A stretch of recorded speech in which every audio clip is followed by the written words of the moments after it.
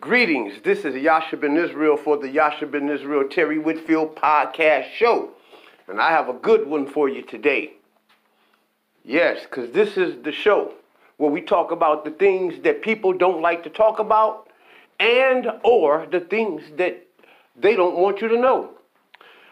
In this episode, I'm going to talk about things they don't want you to know because it would disrupt their whole social fabric order right here in this heathenistic society.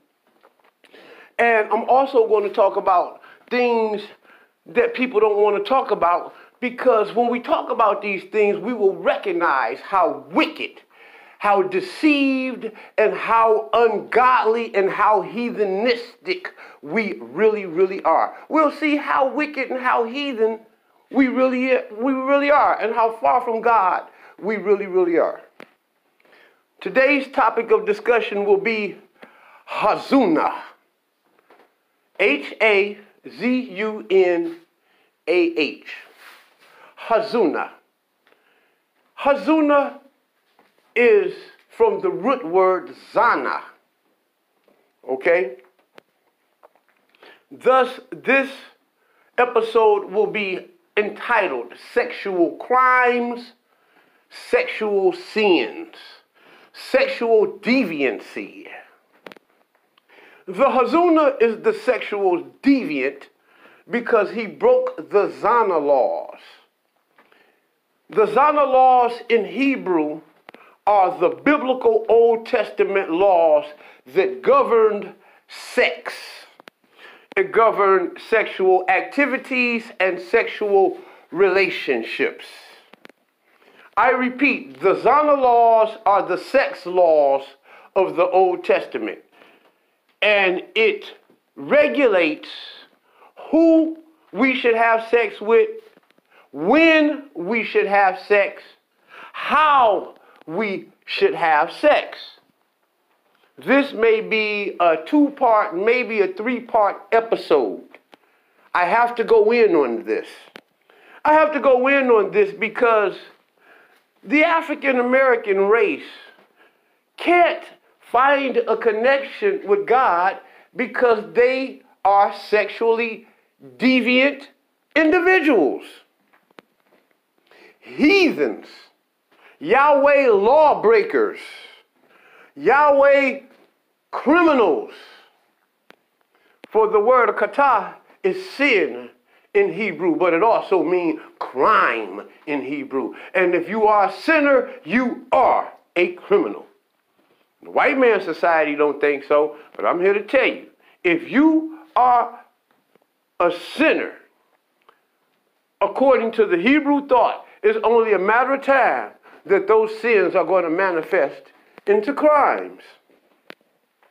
I'm going to further demonstrate to you and teach you what these laws are, the Hebrew Zanah Laws.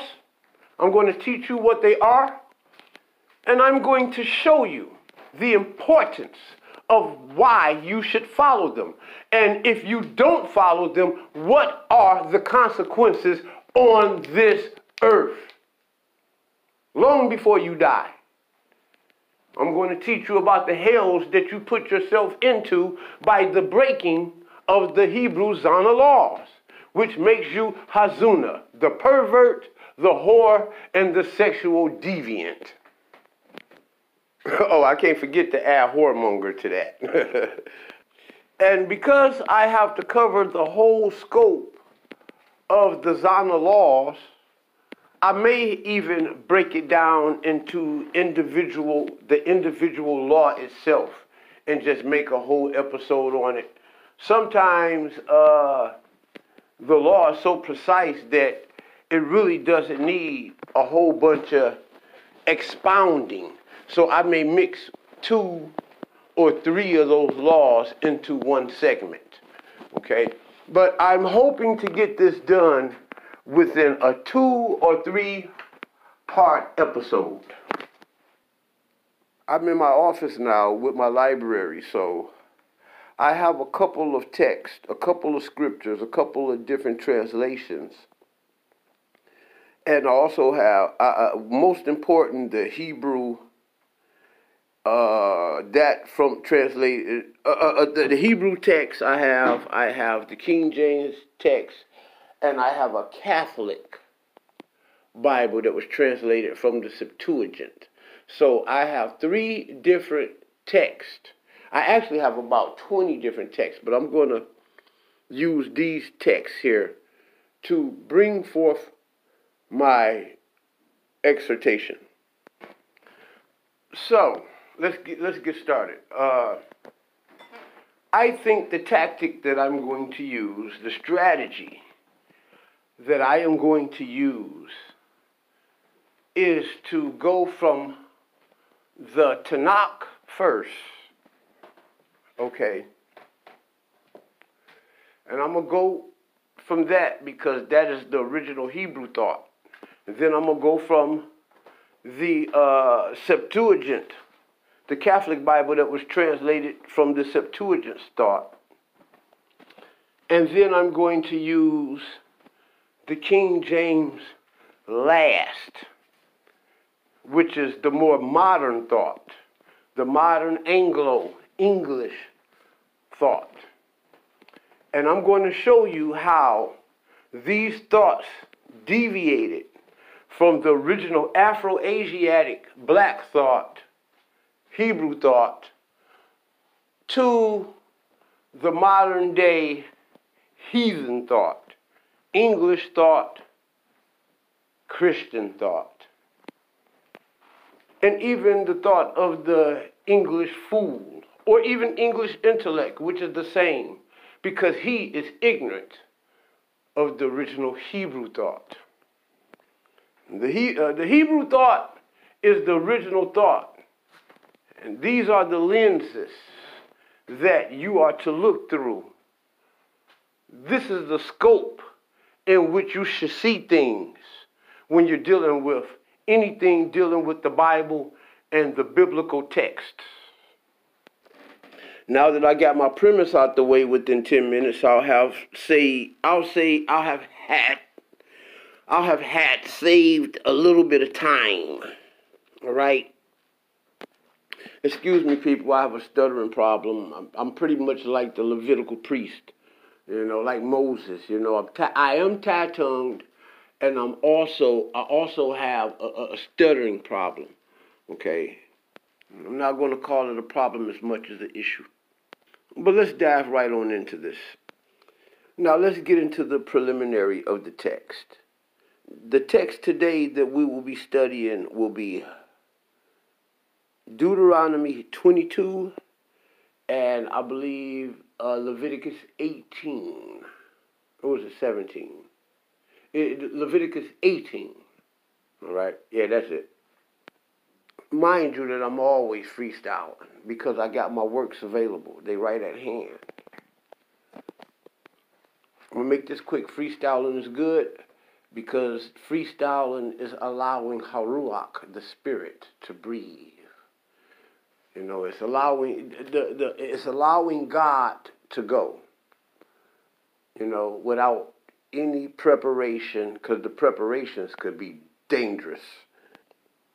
And they also can be gracious. Okay, let's deal with Deuteronomy 22. And I'm reading from now the Hebrew JPS Tanakh. And don't worry, you have a Hebrew student, a very good student, here to help you, an A student, maybe an A-, because I'm a bad boy. We got rid of all of the prelims. In another 10 minutes, let's dig right into this. Deuteronomy 22, JPS Tanakh. If you see your fellow's ox or sheep going astray, do not ignore it. You must take it back to your fellow. If your fellow do not live near you, or you do not know who he is, you shall bring it home, and it should remain with you until your fellow claims it. And it is then you should give it back to him.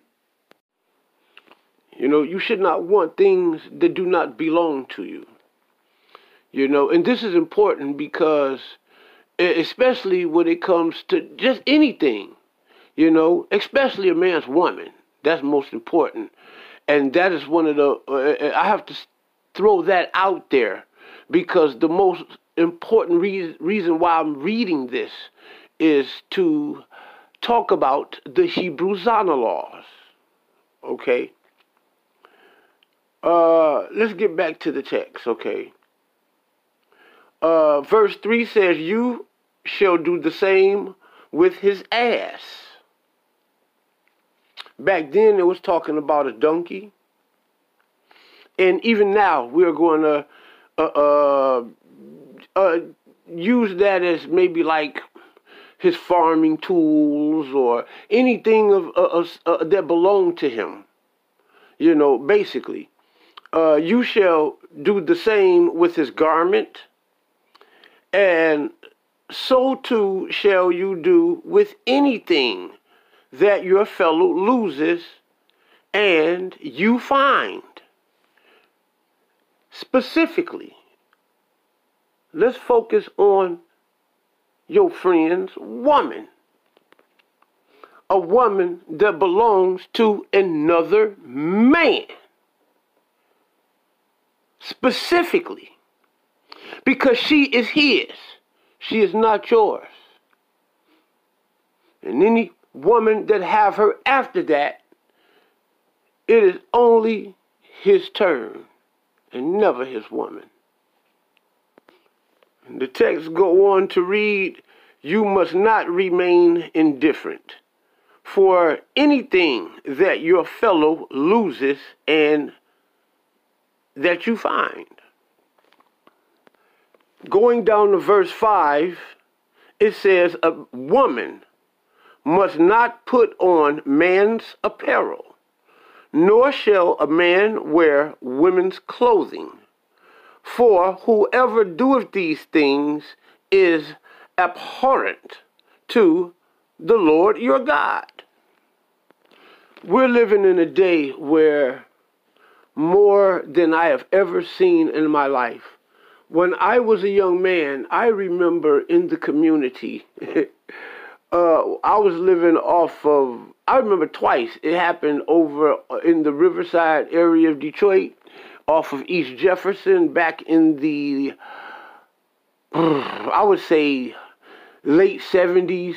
And later on in the early to mid 80s, I saw it over in the Black Bottom. Okay? I remember, but I'll just sum it up. I remember a time where, back in those days, where if you saw a man dressed up in female apparel, it was considered hazuna. He was considered hazuna, the sexual deviant. Okay? Because that goes against the norm. It deviates from the normal social accepted standard of human sexuality. It is perverted. Okay? For a man, it was a man, I remember seeing an old white man, the older white man walking through the neighborhood. It was a man. He had a beard, everything on. He had a dress and a purse, you know, and he just walking through the neighborhood. And he had, it was crazy, in a hat. And I thought it was the craziest thing in the world. I couldn't have been maybe 10 years old, maybe even a little younger than that. And I remember in my teens seeing, all of the time back then, it was an older white man that had the nerve to do such a type thing. You didn't see African Americans in the 70s, in the 80s, that had the nerve to wear feminine apparel. Okay? Or clothing that was effeminate. Okay? And in both cases, I remember kids, little kids, picking up chestnuts and rocks and throwing it at this particular person and chasing this person out of the community. I don't know whether he was a plant. I don't know whether he was coming in there to try to rape some little kids or kidnap them or what. But as a kid, I knew that when you saw something like that, that is abnormal, that is perverted, that is not natural, and something is strange about that person, that situation, and that person. What I'm saying that as a young man, without years of biblical indoctrination or anything like that, somebody new to the planet, just to my perception as a little young man, that was strange. And it was because that was a breaking of the Israelite and Hebrew Old Testament biblical Zanah laws. And I would think about how men dressed, even in the 1980s and the late 70s. You had men wearing pants and tight pants and stuff like that. But what people fail to realize is that, I guess for whatever reason, that is how pants was wore. Fitted jeans. The fitted jeans today is not nothing new. That's how people wore their pants originally. The loose fit jeans came much later with the NWAs and the Easy E's and the khakis. And that also brought in the sag too as well. Okay, so. But the loose, and I have to say that because in the 70s and the 80s, in the 60s especially, it was not a comfortable thing for women to wear pants. Women wore them, but women that wore them were rebellious. Even women wearing hot pants and stuff like that, those women were like outcasts, like rebellious. They were doing it as an act of rebellion. No matter how comfortable they knew deep within their hearts and their minds that that was not an accepted behavior. They were doing it being revolutionary. Okay, nowhere in the history of the world have you ever seen people wearing hot pants. Those were women that were sexual deviants, and they were deviating from the normal sexual norm because women was not allowed to wear pants pretty much in America, period. I remember when I was a kid in the 70s, girls would wear dresses and skirts and stuff to school. Okay, if you don't believe me, look at movies like What's Happening with Raj and Rerun. Dee always had on a dress, especially when she was young.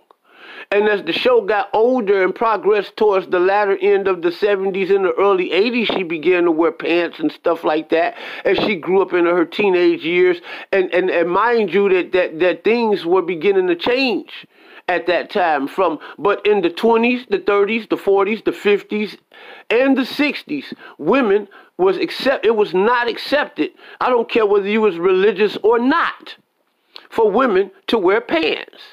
Okay, and that's here in the United States of America. Okay, and that's just the reality of it. So you can't look at like those old Run DMC or Curtis Blow outfits where them guys had on the tight clothes and all that. That was pretty much just, I guess, their weird, crazy fashion, but because even at those days, it wasn't really still accepted, especially like amongst religious people, that women wear pants. The Pentecostal church, it was a big sin in the Pentecostal Christian church for women to wear pants. At the church that I was raised in, if a woman was seen outside the church with pants on, she would have got excommunicated from the church. And this is Christianity. Okay? I'm speaking of Christianity that I grew up in all throughout the 70s and a large part and all throughout the 80s. Things didn't start to change until the late 90s, the mid to late 90s. Okay? But all throughout the 80s, the 70s, the 60s, the 50s, the 40s, the 30s, it was very unaccepted that women wear pants because pants was jeans itself was actually created for workers that worked in the mines, miners, and those were working pants. Those jeans was actually created by the Levi Strauss Company by miners. Those were clothes that the miners wore. Okay, this is why all of your overalls and coveralls, if you look back in history, they always made out of blue jean fabric. Blue jeans didn't become a sign of a sign of fashion until the 60s with your James Deans, you know, and your Fonzies and Happy Days and stuff like that. Then jeans start becoming a thing, a fashion. Okay, in the 70s, the 80s, you know, all throughout the 80s, just the jeans just took on became the forefront of wear. Okay, people didn't dress. I mean, the 80s, blue jean material just the 80s and the 90s just was so revolutionary with blue jean material that blue jeans became a everyday staple in the community, as far as clothes, you know, go. But even as the time changed and the paradigms have shifted, there's still things that are accepted that a man should wear and things that are not accepted that a man should wear. And there's things vice versa for the female. Okay, today you're seeing guys dye their hair. Men never dyed their hair. You know, not here in the United States of America.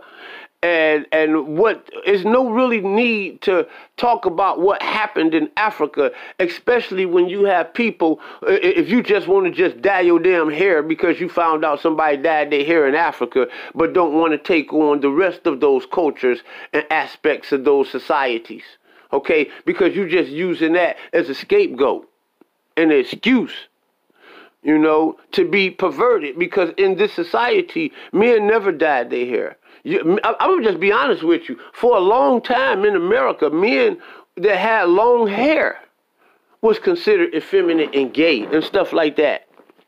Okay?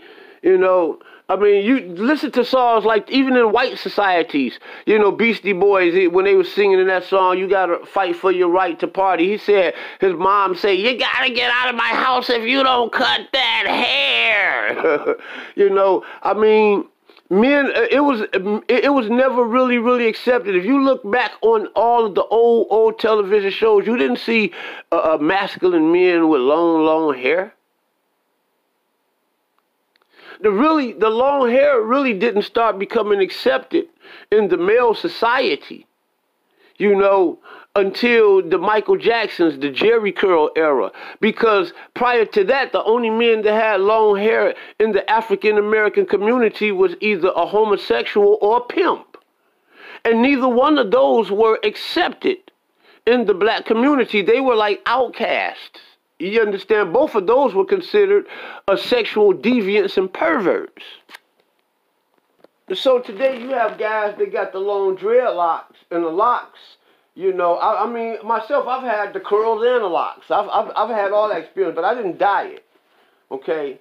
So guys today are putting dye in their hair and they're dyeing their locks. That is an effeminate, but old standard and accepted standards, that was considered a sexually deviant act. Okay? That was considered perverted or a gay or a homosexual, you know.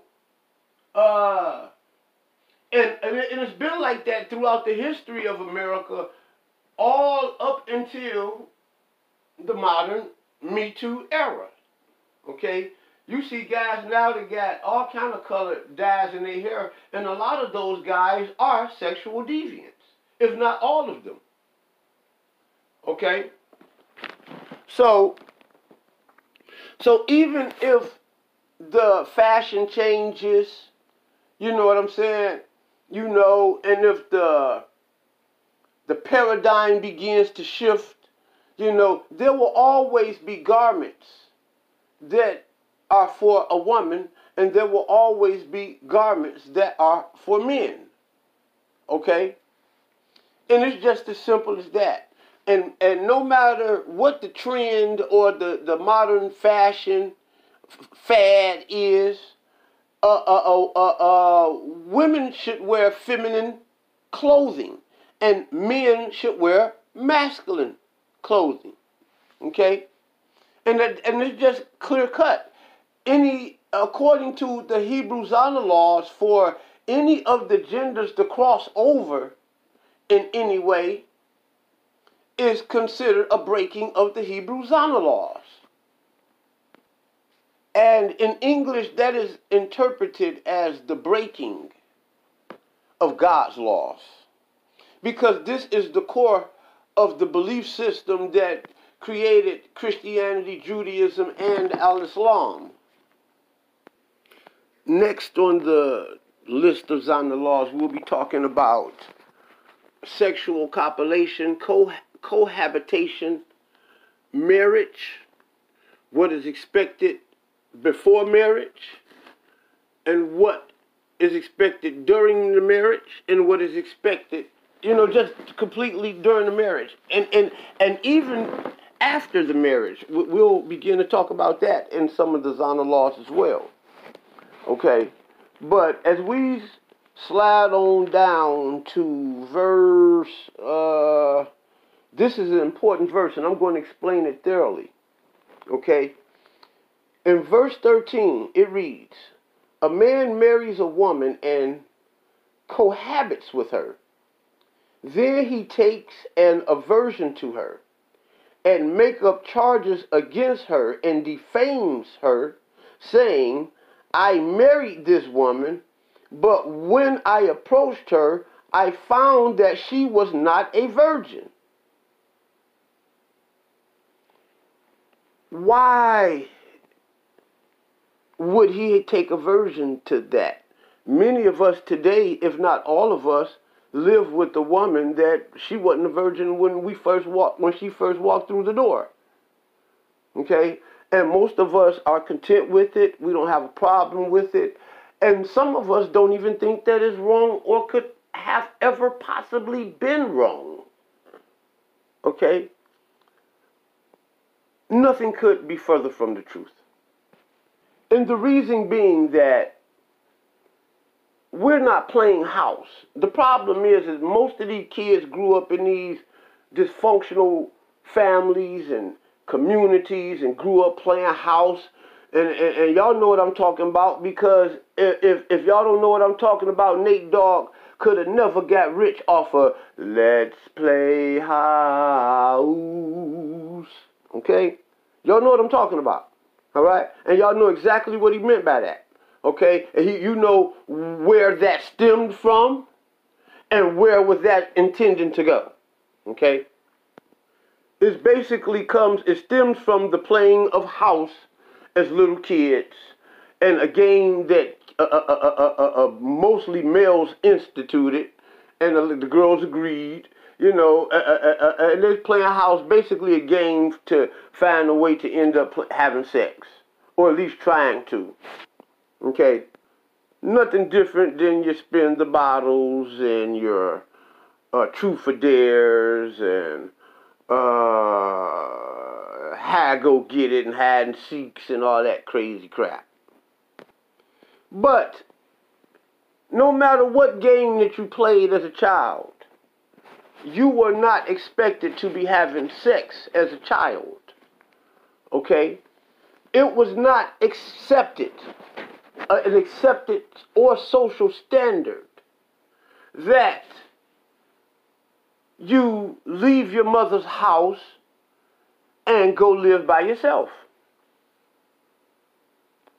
That was not the norm. When you left your mother and your father's house, when you left your mother's and your father's family, the bait, okay, you left as a virgin. And you were to leave entering into a marriage. Okay? That is how the Hebrew order and standard was. Anything other than that was unacceptable. Anything other than that was what we call in Hebrew zanot. Notice zanot is a conjugation of the Hebrew word zana. Okay? I'll explain zana Zanot, and Hazuna, in much more detail a little later. So it was expected that when a young girl, especially, and a young man, it wasn't no such thing as, oh, I'm just tired of my parents, I'm ready to get out, I'm ready to go move out, I'm too old to be here, I'm finna go out and stretch my wings and fly away. That was not a part of the Hebrew culture. Your parents raised you to get married and to start a family. One of the greatest benefits and powers of having sex was that it built strong families, strong friendships, strong communities, and a strong race of people.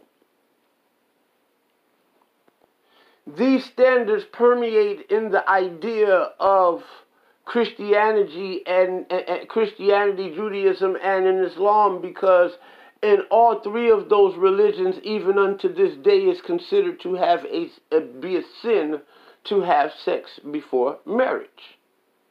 That stems from the Zanah Laws, okay?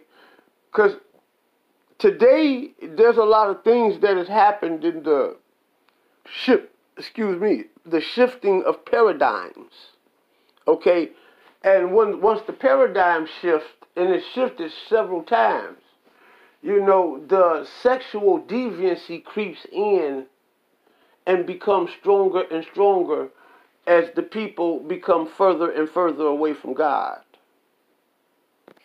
So I have to explain to you, why would the text read of a man taking a virgin to such character and behavior that was considered sexual deviant, which was considered a lazanot,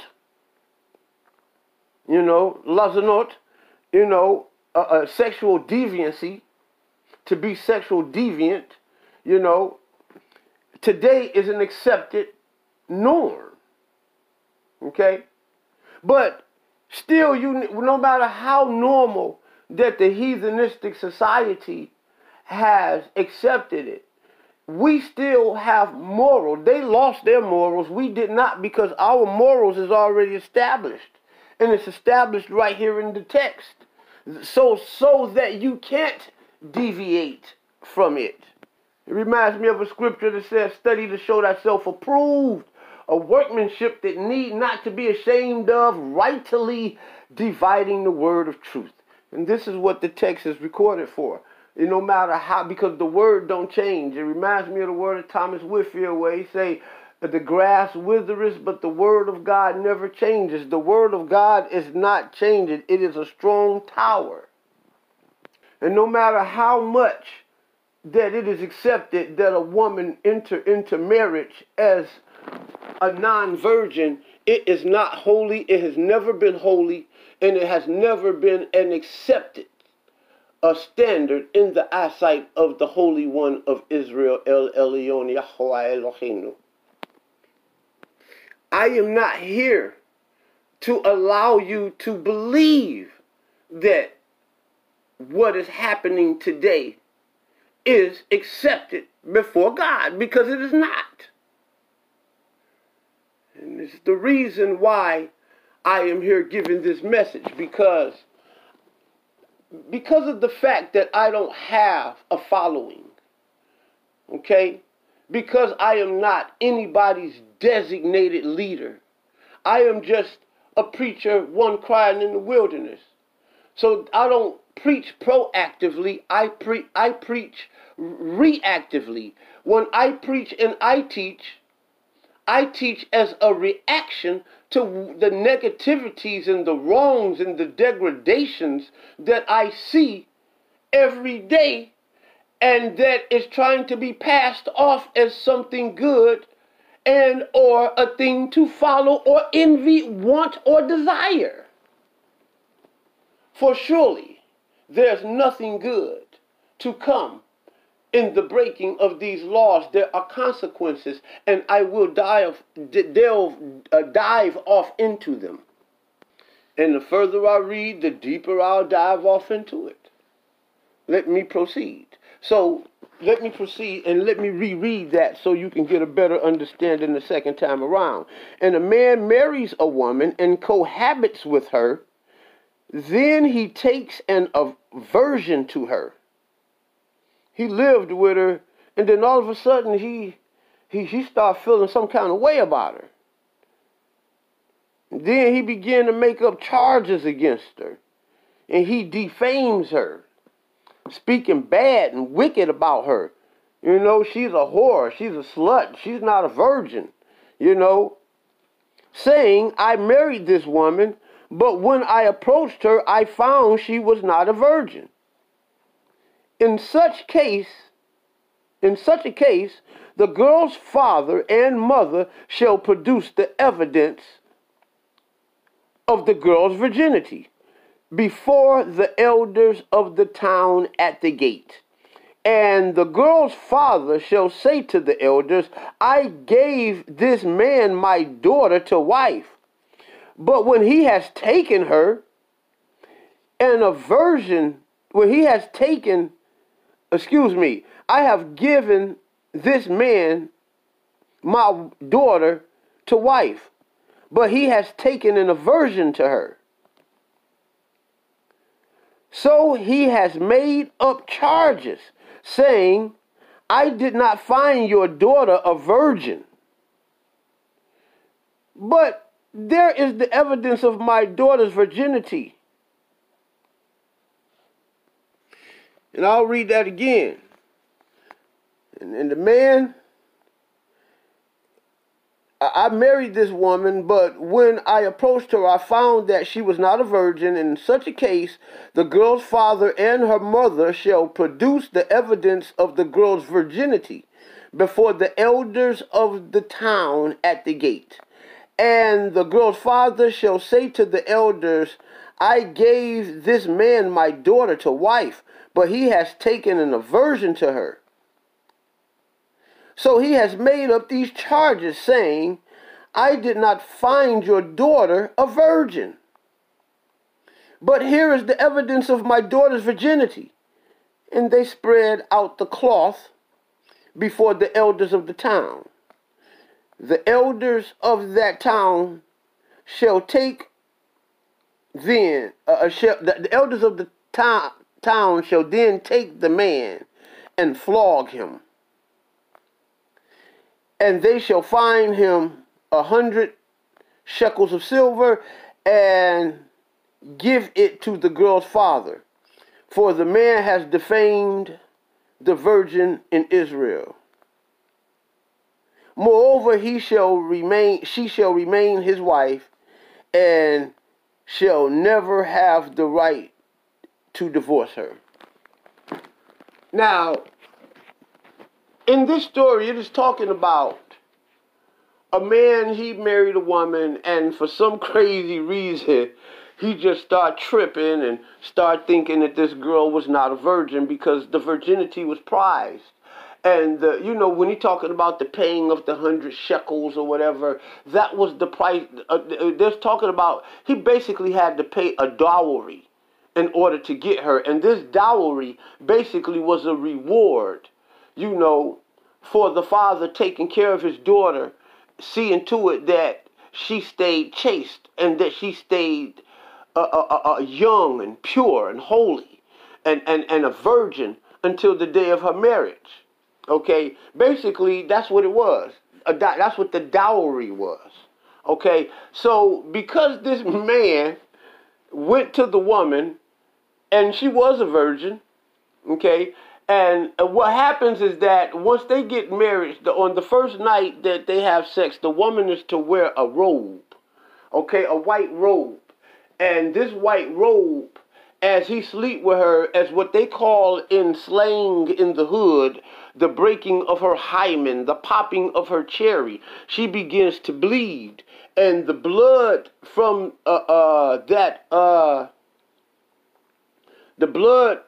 from the breaking of her hymen, it leaks down onto the white robe, and that robe became the evidence of a woman's virginity. Okay?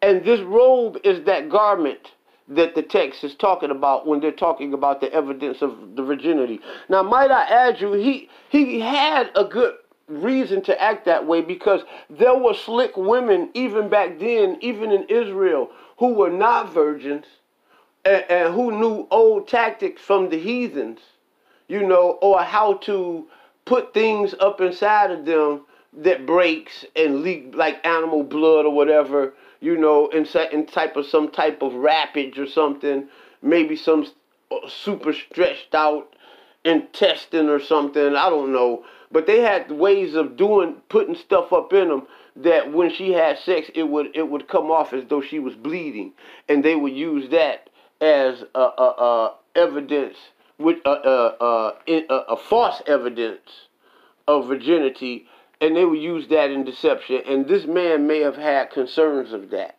or he just may have been concerned that she just was not a virgin, period. And he needed that affirmation. And because that affirmation, they was able to present the evidence of her virginity, then because she was able to, they was able to present the evidence of her virginity, the man was just hollering, being crazy and insecure. And his insecurity cost him to have to pay the dowry again. Okay, so it is a breaking of the Zanah law to enter into any marriage for a woman. This scripture said nothing about a man having to prove any evidence of his virginity.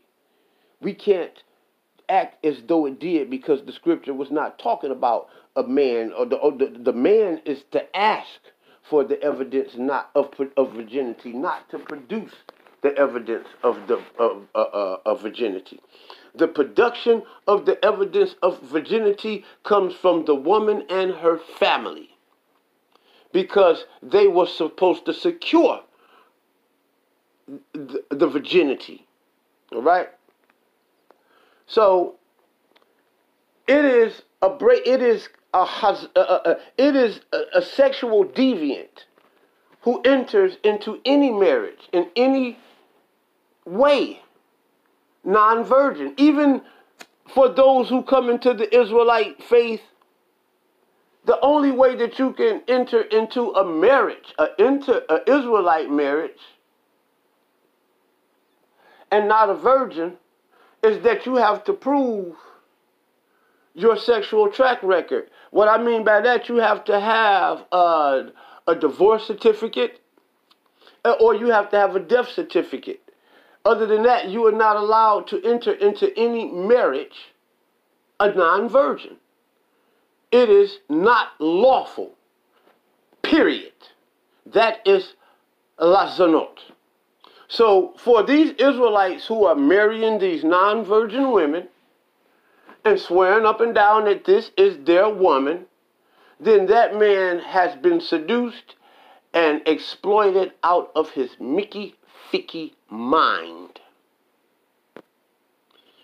And I'm going to show you the consequences of what is to happen in that day and even in this day when you enter into a relationship, a sexual relationship for a female not to be a virgin.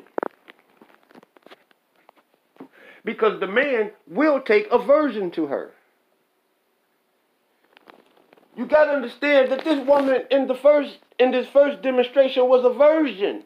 She was a virgin, and the man took aversion to her.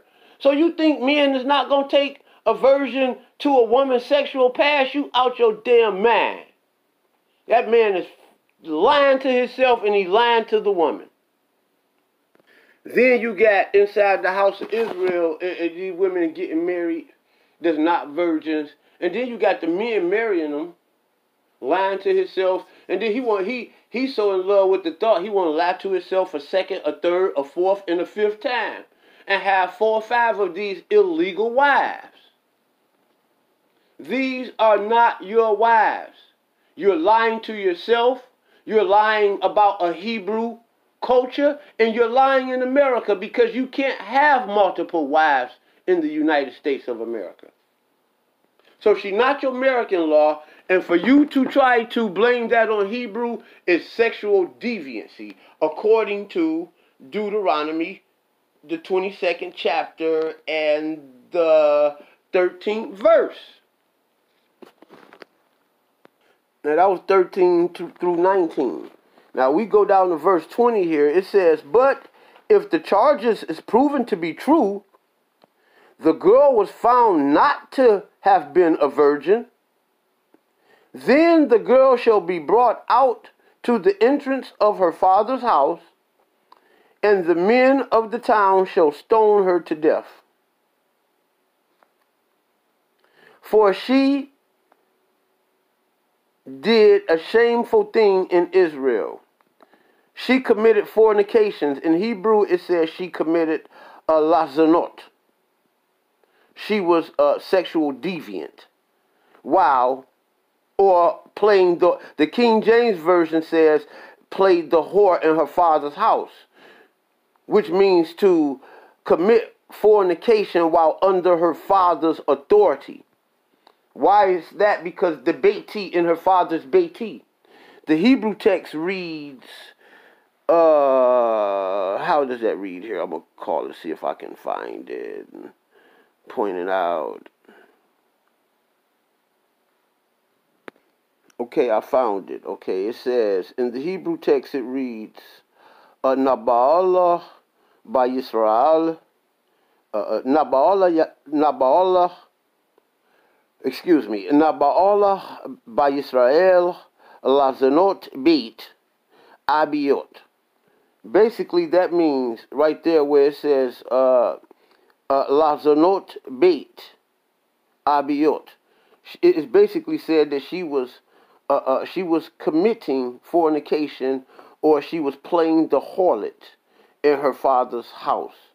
You know, and when it say Lazanot Beit Abiot, that is to commit fornications in her father's house. But Beit Abiot, Abiyah is father, and Beit is house, which means the father's house and the father's family, which means that he was the head of the house, the Abba Beit, you know, the Beit Abba. Okay, the Beit Abiyah, in her father's. Abi is father, Abiyah is her father's house, Beit Abiyah. La Zanot Beit Abiyah, which is to play the harlot or to commit fornications in her father's house, in her father's authority. But if the charges is proven to be true, the girl was found not to have been a virgin, then the girl shall be brought out to the entrance of her father's house, and the men of the town shall stone her to death. For she did a shameful thing in Israel, committing fornication while under her father's authority. Thus ye shall sweep away evil from your midst. Clearly we see here that was considered a shameful act. I'm sorry for having to keep reading it, but I have to re-illustrate this in your minds so you can understand that having sex in your father's and mother's family, in their home, under their authority, was considered lazanot. It was considered hazunah. You have become the sexual deviant. You have become the whore. You have become the pervert. Because you're going against the sexual norms and the sexual standards that were set up by the original Israelite patriarchs and monarchs.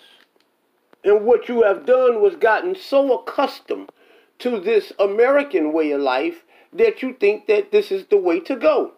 So when we're looking at brothers like, let's say guys that's practicing polygamy, like Brother Tazariak and Brother Polite, as you can see now, it is all on the news, and everybody is talking about how Polite is claiming to have 4 wives who he is not legally married to. So these are 4 illegal wives They are not his wives. No matter how much you designate these women as your wives, there is no law. There is nothing in no moral code. There is nothing in no Bible. There is nothing on no Egyptian wall. There is nothing in no Sumerian tablet. There is nothing in no African folklore, myth, or legend that supports this lie that you take a non-virgin woman and that woman becomes your woman.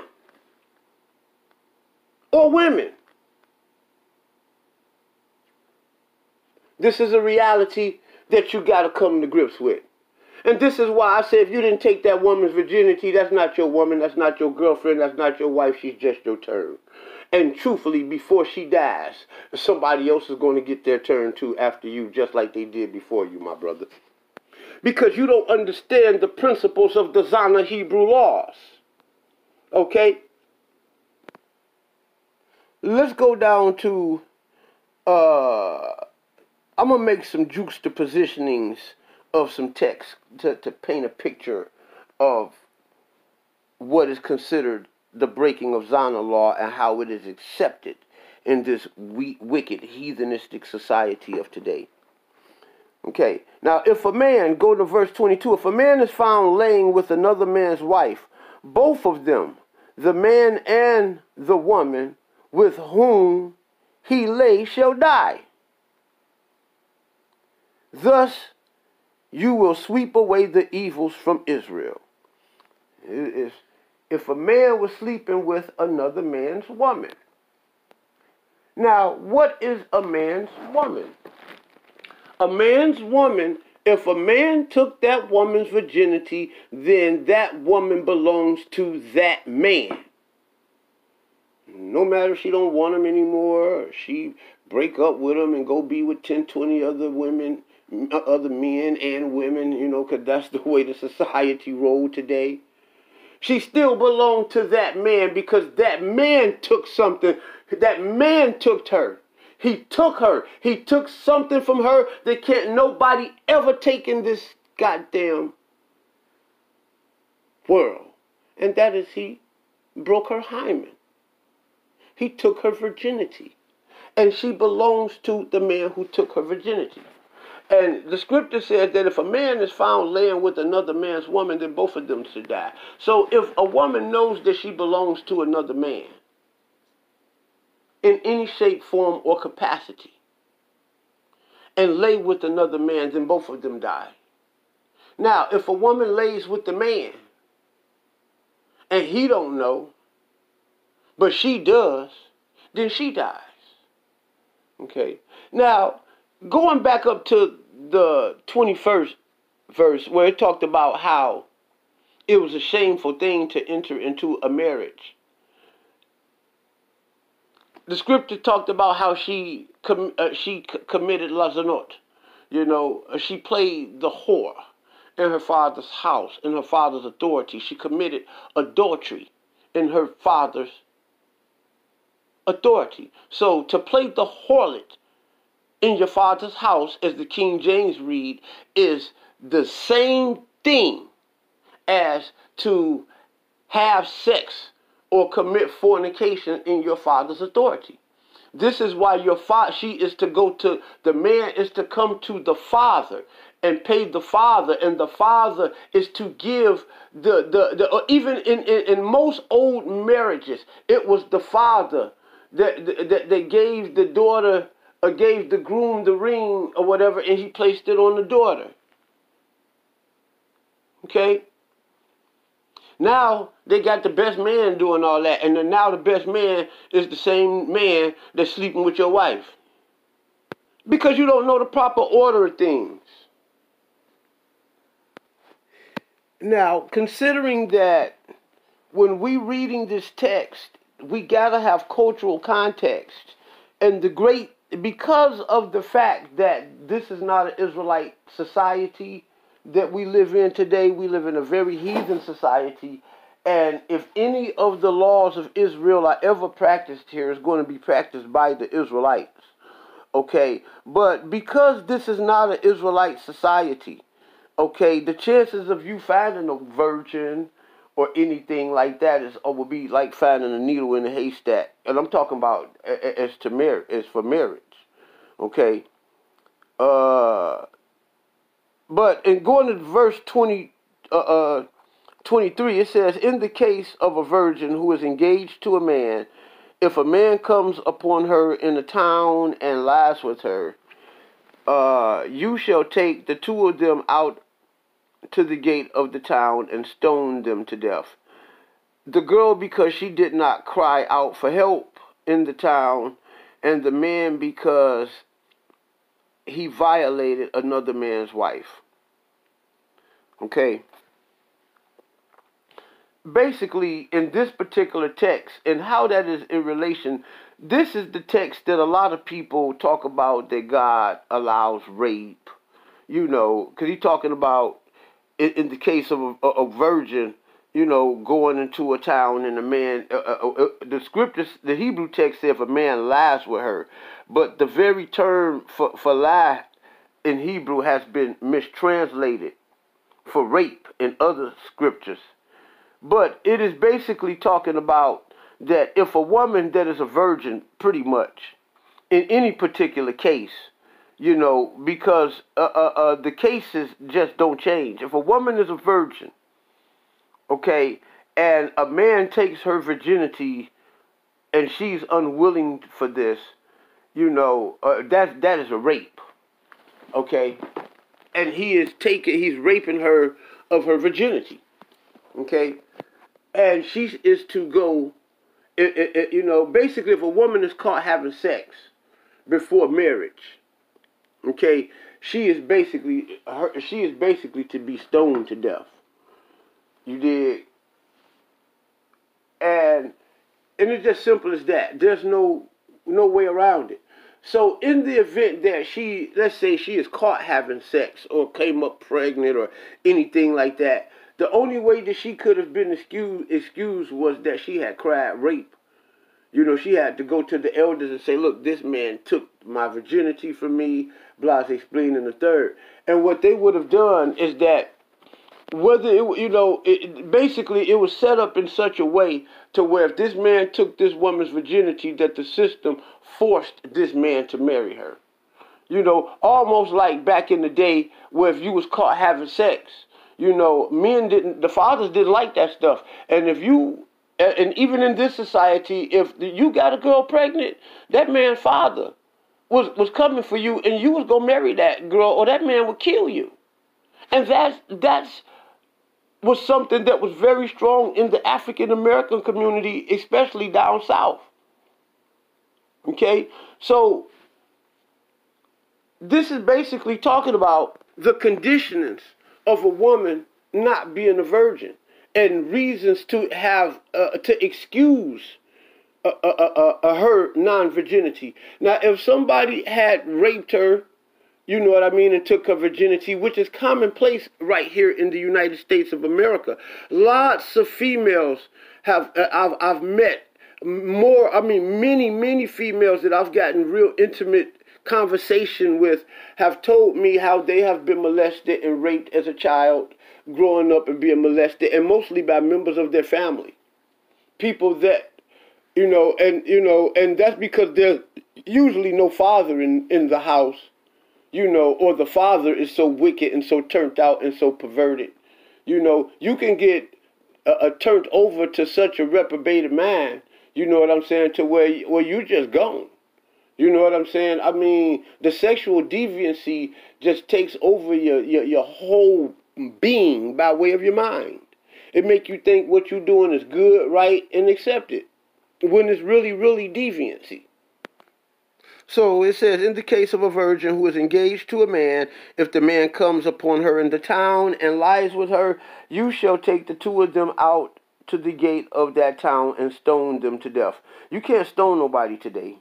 You can excommunicate them, and you can preach to them and teach to them why what they're doing is not accepted and will never be accepted.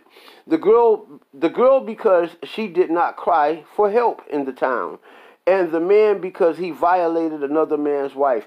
See, you going around here putting your penis inside of women, that woman is potentially to be somebody else's wife, man. You know what I'm saying? And it's sad that like the words of Houdini in the song I'm a Hoe becomes everyday common life. You know, what can I say? That's the life I live. Now, how is your wife and my kid? You know, that's shame. It is a shame for a woman to marry a man and have to put another man through that type of degradation. Surely that's what it is. And if you don't think so, then you have been turned over to a reprobated mind. Yeah, he said the man gonna get it because he violated another man's wife. You know, and why? Because this say, thus we will sweep away the evil from your midst. You know, they was good at sweeping the evil up out of Israel. You know, a real Hebrew Israelite don't feel comfortable around that mess and that foolishness. But if the man comes up on the engaged woman in the town and the man lies with her by force, only the man who lie with her shall die. But you shall do nothing to the girl. The girl did not incur the death penalty. The girl did not incur the death penalty.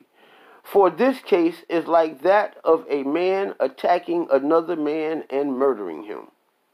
So when you sitting up here talking about that the Hebrews and the Israelite God condone rape, this is a lie. This is a total lie. Because our text says that if the man comes upon an engaged woman in an open town or open city and he lies with her by force, only the man shall die. But see, and this goes back to what I'm saying now. Now this man is dead. He raped this woman. He took her virginity. He took it by force. You see what I'm saying? Because there wasn't no such thing as you just get, you had to have an excuse and a reason for having sex in Israel. And if you wasn't another man's wife, then you had no reason to be having no sexual encounters in Israel. And if a man felt that he wanted to just take it, you understand? You know, if he felt that he just wanted to take it according to Deuteronomy, what's that, the 25th verse, that you know that this man is supposed to die.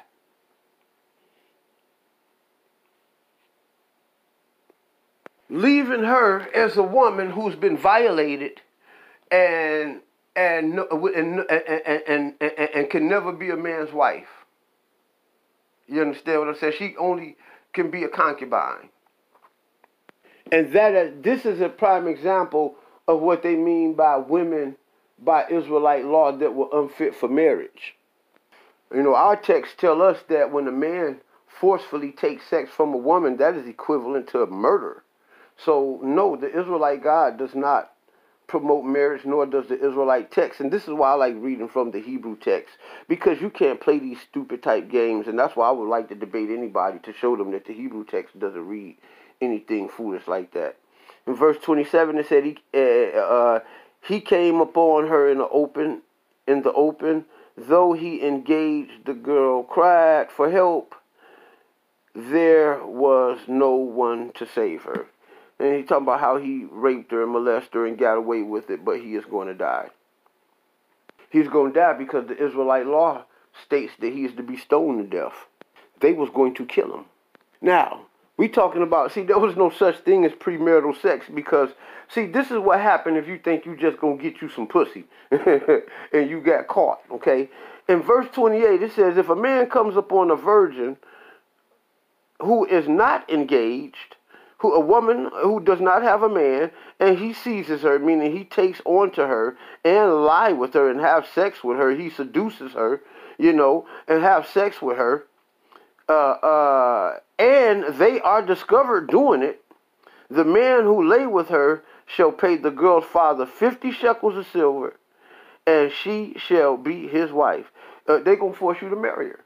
This is like what I was trying to tell y'all, like, I'm talking about back in the 20s, you know, the 1930s, the 40s, you know, and even in the 50s, you know, they didn't play that stuff. You go marry a young lady and you get this woman pregnant. If she had a father in the house, that father was going to make you marry that girl. You know what I mean? You know, so It wasn't no you just gonna get you some free pussy. It didn't. That concept was not allowed in Israel. Period. Because he has violated her, and she can never have the right, and he can never have the right to divorce her. You know, so yeah, if you call yourself out there just sneaking to have some coochie, you know, you could never have the right to divorce her. She can go cheat on you. She can do all kinds of stuff, and you, because you did it wrong and you cheated on the Father and God and trying to be slick. No matter what that woman do, you ain't never got the right to let her go. That's Hebrew law. Now, that's up under that specific particular scenario. Chapter 23, no man shall marry his father's former wife so as to remove his father's garment. If you ever wanted to know what it meant by uncover a father's nakedness, that meant to sleep with your father's wife. No man shall marry or have sex with his father's former wife so as to cover, so it is as to remove his father's garment. No one who tests or crushes or whose member is cut off shall be admitted into the congregation of the Lord. So all of y'all who had sex changes and all your Bruce Jenners, those who are, no one whose testes are crushed or whose members, anybody whose penis and balls ain't there, is messed up or something like that that's been cut off, and he can't be no Israelite. His penis all fucked up, and he can't be no Israelite.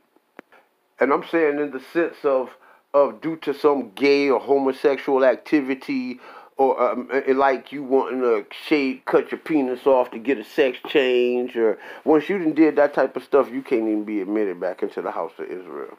See, but this is where the Israelite movement differs from Christianity. You can come and get saved and born again and that thing can enter into the church, but it cannot enter into the congregation of the Israelites. As you can see, the Zanah Laws were strict Hebrew laws. And it tells you there that a man should not sleep with another man's wife. Do you know the distrust that causes in a man? Do you know how that damages a man to find out that the woman that he loves, that he invested his time and energy in, is sleeping with another man? To be in a relationship and having sex with somebody else, a woman, or a man having sex with a woman that he knows that is sleeping with another woman, all of that is the breaking of the Hebrew Zanah Laws, okay? And you see this type of activity prevalent around you every day in the United States of America, all day, and they flaunt it, and they actually does it because they don't know the truth about God and the word of the Lord. Verse 23:3, no one misbegotten shall be admitted into the congregation of the Lord. None of his descendants, even in the 10th generation, shall be admitted into the congregation of the Lord. What they mean by misbegotten, they're saying the mamzers, you know, the offsprings of an adulterous or incestuous relationship inside of the house of Israel. Bastard children, you know, the children of a bad sexual law-breaking activity, they're not allowed inside of the house of Israel.